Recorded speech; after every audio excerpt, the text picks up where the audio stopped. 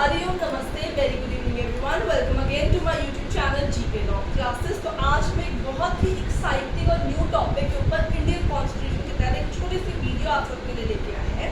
I hope आपको ये video पसंद आएगी। इसमें आज हम बात करने वाले जिस टॉपिक की उसका पार्ट ए आपके सामने बोर्ड में लिखा है, that is punishment. Part B जो है वो आगे वीडियो में मैं आपको बताते जाऊंगी।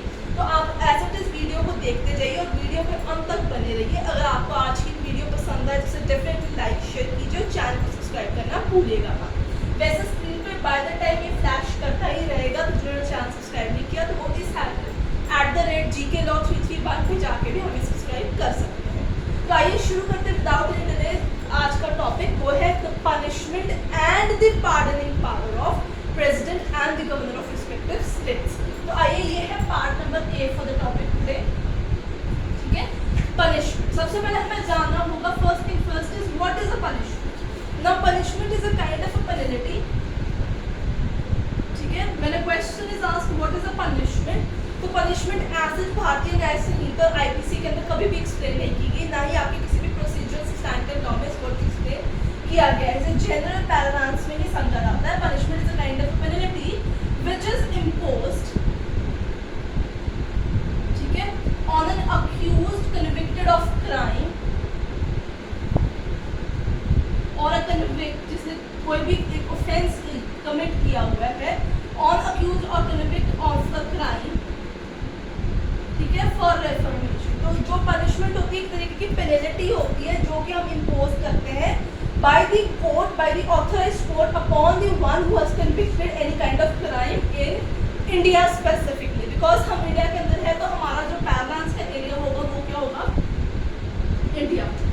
ना स्टूडेंट्स, अगर आपको वीडियो में कोई भी चीज़ समझ में नहीं आती है तो आप डेफिनेटली कमेंट सेक्शन में उसे मेंशन कीजिए। अगर आपको हमारे पढ़ाने के तरीके में कुछ चेंजेस की नीड है या कोई पर्टिकुलर टॉपिक पढ़ना रहता है तो वो भी आप कमेंट सेक्शन में नीचे मेंशन कर सकते हैं। Will happy to hear you out here. और अगर वीडियो पसंद है तो डेफिनेटली उसे लाइक जरूर कीजिएगा। तो सबसे पहले क्वेश्चन आता है व्हाट इज पेनल्टी। ठीक है, तो punishment. So it is a kind of a penalty which has been imposed by an authorized court upon the person who was convicted of any kind of crime in India. तो किस चीज पे impose की जाती है, या तो there is a violation of any law। ठीक है, जब हम कोई भी violation of any law करते हैं या हम कोई offense commit कर देते हैं तो हम पे कोर्ट क्या है वो पनिशमेंट जो है इम्पोज करता है। अब बात होगी कि ये जो what is the meaning of this punishment, ये हमें जनरल पैराग्राफ्स में समझने की जरूरत है, इसको हमें कहीं भी रेफर करने की जरूरत नहीं है। बट जब हम बात करते हैं अपने क्रिमिनल लॉज के अंदर तो हमें ये जानना होगा कि पनिशमेंट के इक्विवेलेंट ऐसे कौन से वर्ड की रेफरेंस दी गई है जिससे हम समझ सकते हैं the main context of punishment. तो भारतीय न्याय संहिता बीएनएस और ये जो आपका आईपीसी था, ठीक है, उसके अंदर वर्ड जो एक्सप्लेन किया गया था वो था ऑफेंस। वहां पे पनिशमेंट की काइंड्स रेफर की गई है, वहां पे पनिशमेंट को एक्सप्लेन नहीं किया गया हुआ है। ठीक है, सिर्फ काइंड्स दी गई है। क्या एक्सप्लेन वर्ड किया गया है, ऑफेंस एक्सप्लेन किया गया है। When we talk about IPC section number 40 बात करता है ऑफेंस की। जब हम बात करते हैं भारतीय न्याय संहिता की तो ऑफेंस एक्सप्लेन किया जाता है सेक्शन नंबर 24 के नीचे। So what does the word offence say, a thing again punishable by संहिता और अंडर संहिता।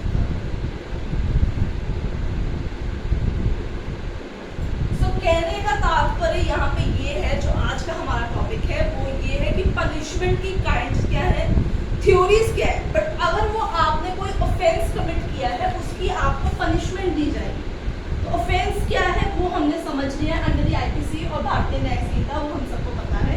ऑफेंस प्रूव हो गया, आपको पनिशमेंट दी जाएगी। ठीक है, और आज का मेन टॉपिक है पनिशमेंट। तो हमें ना ऑफेंस समझना है ना हमें ये देखना है कि उसको किस सेक्शन के नीचे बुक किया गया, हमें ये देखना है कि पनिशमेंट जो चीज़ है वो उसकी थ्योरी क्या है, किस तरीके की पनिशमेंट इंडियन कोर्ट्स जो है वो देती है। तो आइए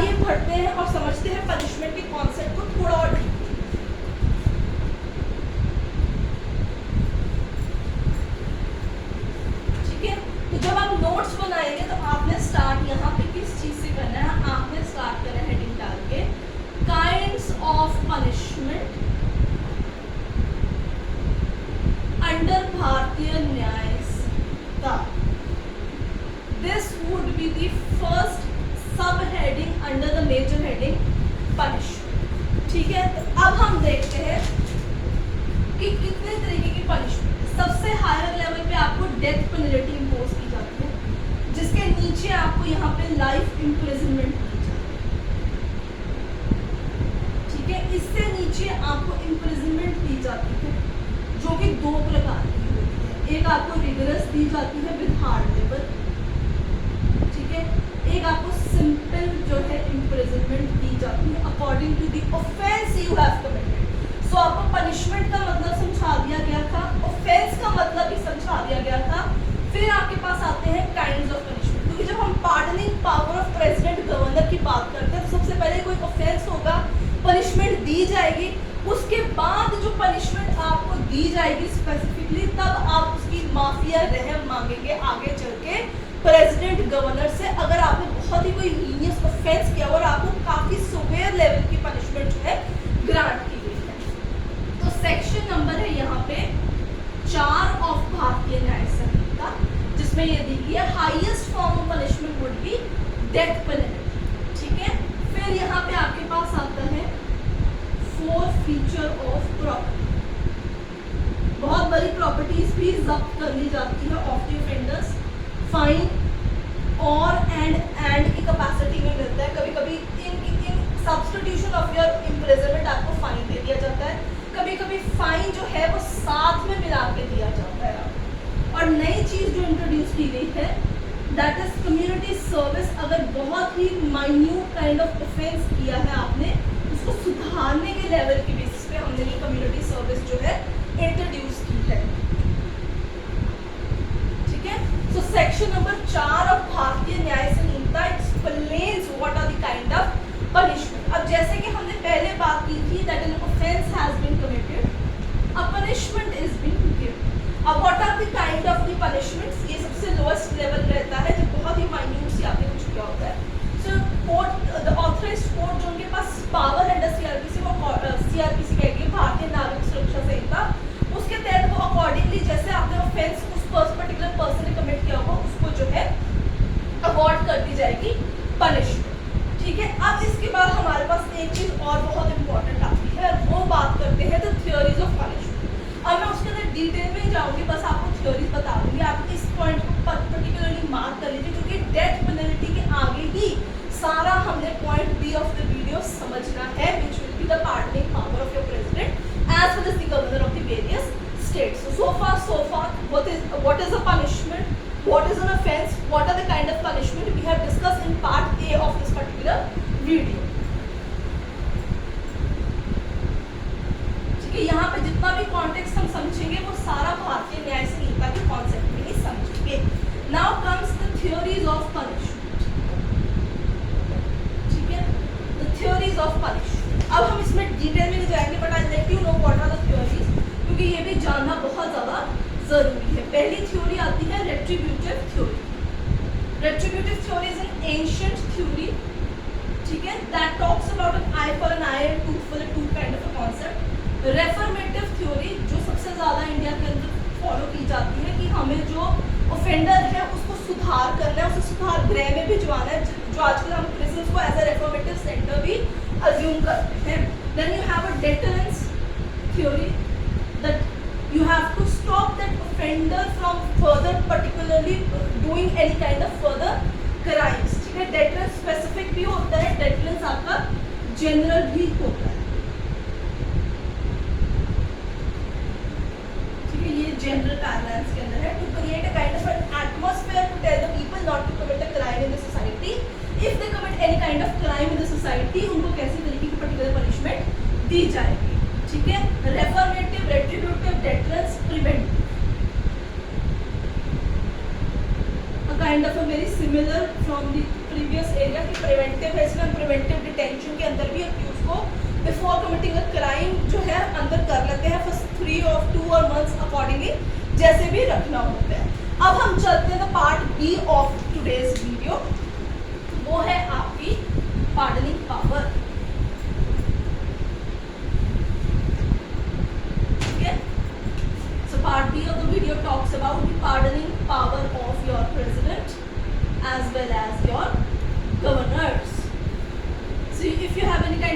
let me know in the comment section.